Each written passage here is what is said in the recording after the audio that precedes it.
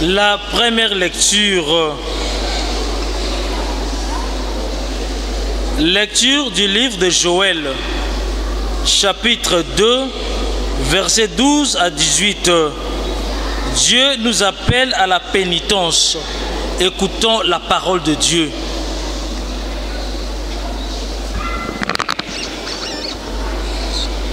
Revenez à moi de tout votre cœur, dans le jeûne, les larmes et le deuil. Déchirez vos cœurs et non pas vos vêtements, et revenez au Seigneur votre Dieu, car il est tendre et miséricordieux, lent à la colère et plein d'amour, renonçant au châtiment. Qui sait, il pourrait revenir, il pourrait renoncer au châtiment et vous combler de ses bienfaits. Ainsi vous pourrez offrir un sacrifice au Seigneur votre Dieu. Sonnez de la trompette dans Jérusalem. Prescrivez un jeûne sacré. Annoncez une solennité. Réunissez le peuple. Tenez une assemblée sainte. Rassemblez les anciens. Réunissez les petits enfants et nourrissants. Que le jeune époux sorte de sa maison, que la jeune mariée quitte sa chambre. Entre le portail et l'autel, les prêtres, ministres du Seigneur, iront pleurer et diront: Pitié, Seigneur, pour ton peuple. N'expose pas ceux qui t'appartiennent à l'insulte et aux moqueries des païens. Faudra-t-il qu'on dise: où donc est leur Dieu? Et le Seigneur s'est ému en faveur de son pays. Il a eu pitié de son peuple. Parole du Seigneur. Recule un peu, peut-être la concentrer comme ça.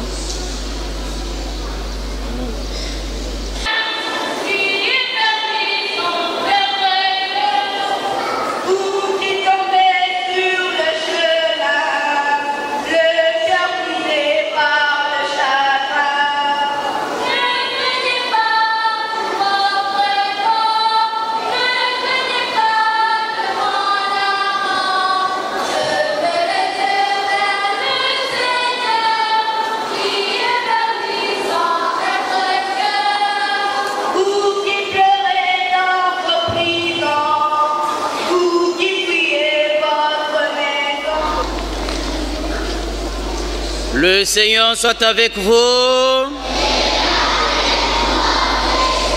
Évangile de Jésus-Christ selon saint Matthieu. Veuillez vous asseoir. Matthieu, au 6e chapitre du 1er au 18e verset, texte entrecoupé, nous proclamons. Comme les disciples s'étaient rassemblés autour de Jésus sur la montagne, il leur disait: si vous voulez vivre comme des justes, évitez d'agir devant les hommes pour vous faire remarquer. Autrement, il n'y a pas de récompense pour vous auprès de votre Père qui est aux cieux. Ainsi, quand tu fais le monde, ne fais pas sonner de la trompette devant toi, comme ceux qui se donnent en spectacle dans les synagogues et dans les rues, pour obtenir la gloire qui vient des hommes. Amen. Je vous le déclare, ceux-là ont touché les récompenses. Mais toi, quand tu fais le monde, que ta main gauche ignore ce que donne ta main droite, afin que ton monde reste dans les secrets. Ton Père qui voit ce que tu donnes en secret te le révaudra. Et quand vous priez, ne soyez pas comme ceux qui se donnent en spectacle. Quand ils font leur prière, ils aiment se tenir debout dans les synagogues et les carrefours pour bien se montrer aux hommes. Amen. Je vous le déclare, ceux-là ont touché les récompenses.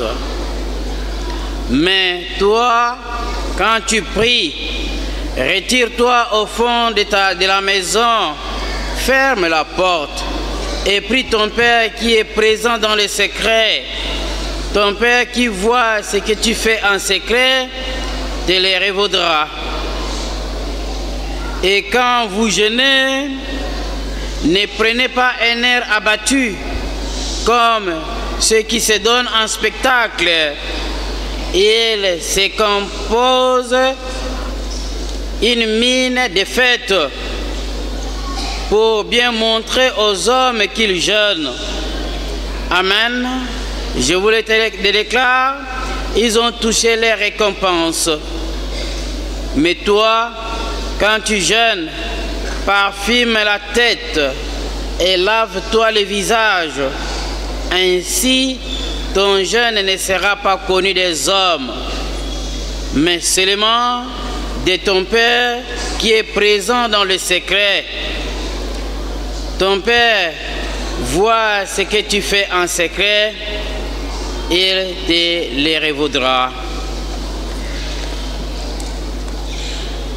Acclamons la parole de Dieu.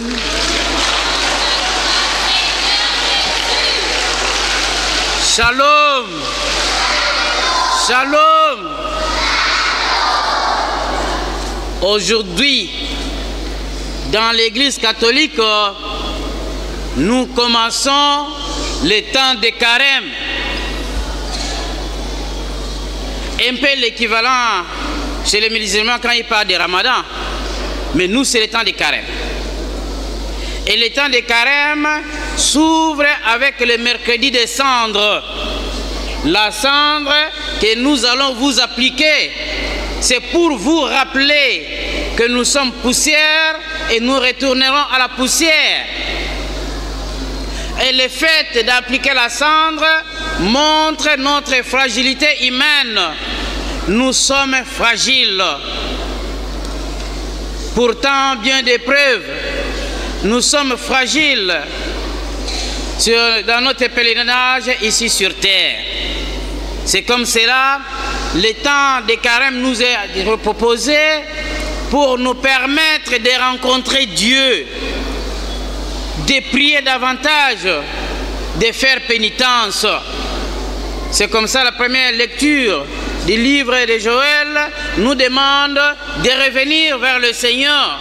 Revenir vers le Seigneur c'est pour dire que nous sommes dans une situation de fragilité, nous sommes pécheurs et on nous invite d'abandonner nos péchés et revenir au Seigneur. Dans l'évangile, on nous parle de la prière. Prier dans les secrets. Certes, nous pouvons prier à haute voix ou en silence, mais ce que l'évangile ne veut pas ici, c'est des prières spectaculaires. On pense en faisant des spectacles au moment des prières, on se fait bien entendre par Dieu. Mais voilà, l'évangile nous trace aujourd'hui. Il n'est pas besoin de faire des prières spectaculaires. Il n'est pas besoin de faire les jeûnes et c'est de faire voir que je suis en train de jeûner. Mais on nous demande de parfumer la tête et de laver le visage, d'être heureux, tout en faisant les jeûnes. Shalom. Mais les jeûnes de 40 jours, de 40 nuits, nous retracent la vie de Jésus dans le désert. Dans le désert, il est allé prier et malgré sa prière, à la fin, il a rencontré la tentation. Pour lutter contre le diable, la plus grande force devait être épuisée dans la prière. Et ce qui fait que pendant ce temps de carême, nous avons 3 piliers. Shalom, shalom. Nous avons 3 piliers. Suivez les piliers du carême. D'abord, la prière. Celui qui souffre. C'est pour dire le matin quand tu achètes 3 pains et que ton ami n'a pas de pain, tu peux lui donner un pain pendant ce temps ici. Mais ça peut rester toute la vie. On ne fait pas seulement des pénitences pendant le temps de carême, mais on peut faire pénitence toute la vie. On peut partager toute la vie. La prière, c'est toute la vie. Dans notre pèlerinage, nous devons toujours être en relation avec Dieu. En dehors des privations, shalom, shalom. En dehors des privations de ce qui est matériel, de ce qui est nourriture, mais le vrai jeûne aussi consiste à ne pas insulter les amis. Il ne faut pas insulter les amis. Il ne faut pas tricher à l'école. Il ne faut pas se bagarrer à l'école. C'est ça aussi le vrai jeûne. En évitant de la médisance, c'est le vrai jeûne. En évitant des paroles blessantes, c'est le vrai jeûne. En évitant de parler de l'autre en mal, c'est le vrai jeûne que le Seigneur aime. Il nous invite à la conversion. Changez vos cœurs, changeons nos cœurs. Convertissons-nous. Plus de paroles blessantes, plus de paroles méchantes, plus de la médisance, plus des injures, plus de la tricherie, de la corruption. Mais plutôt, comportons-nous en fils, en fille digne d'être appelé enfant de Dieu. Car nous sommes tous enfants de Dieu, mais à chaque fois que nous tombons dans les péchés, nous nous séparons de l'amour de Dieu. C'est comme cela on nous invite de revenir au Seigneur pendant ce temps. Mais la force dans la prière, dans la pénitence et dans le partage. Amen.